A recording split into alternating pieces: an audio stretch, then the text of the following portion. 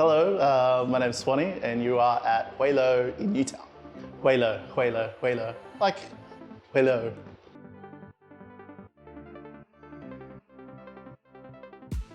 Translates to sun rays in Tongan, which is my heritage. Coming up with a name like naming a cocktail and naming a venue are incredibly difficult. I mean, it could have been easy to just name the venue Bar Provence, and we were kind of floating out that name, but you know, Huelo, it's something unique and different, and you know, connection with my heritage, and yeah. But the sun rays, you know, represents the warmth of hospitality, which is essentially what this business is about. People kept asking what kind of bar you were going to open, what's the theme, or what's the kicker, and it's like, why can't we just open a bar that's just really good at hospitality, you know? No like focus on whiskey or Calvados or any particular spirit. It was just, let's just be really nice to people and just kind of open a bar. Like, that's it. Just when we go traveling, my partner and I, and we love discovering kind of those general stores in small towns, and you find hidden treasures, and there's never really anything in particular those stores sell. It's a bit of jam, and then there's like a shirt, maybe a potato scallop frying out the back. They're all just completely random. And we thought, wouldn't it be cool if we opened a general store, really old world feel, with a kind of a staff-only door behind, and behind it, kind of discovering, like opening up to a really beautiful kind of cocktail bar.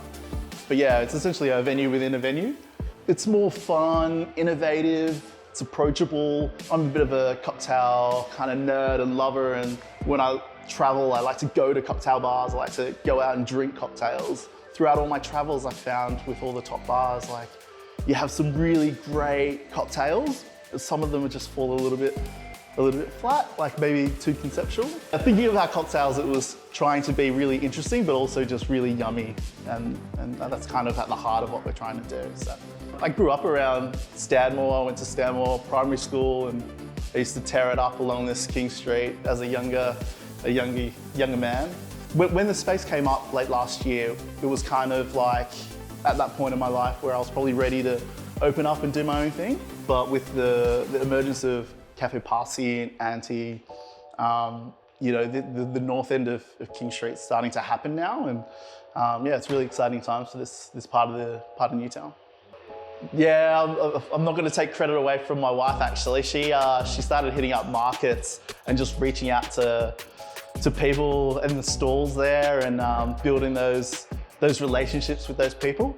Yeah, I guess the general store is all about connection and kind of the producer straight to us.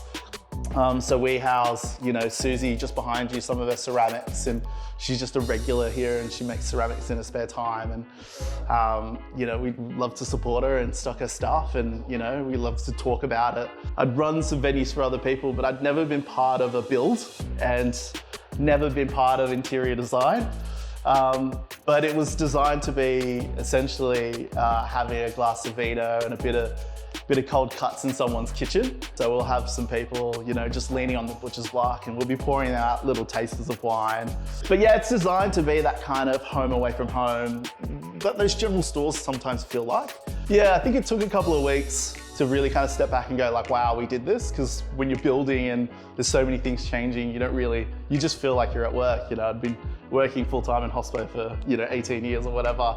It just feels like you're at work. But then, you know, I think a couple of weeks ago, when I had my son, I kind of stood back and were like, well, like, we actually did this. You know, we drew, I remember sitting at Baxter and I wrote the plan for the lights on a napkin, and like, it's just like, that's how it is, you know what I mean? Like, I did that after 20 whiskeys, you know what I mean? Like, I positioned it all, you know, and it's nice. It's amazing that we've managed to bring our dreams to life, and yeah, Dre's a mad dog.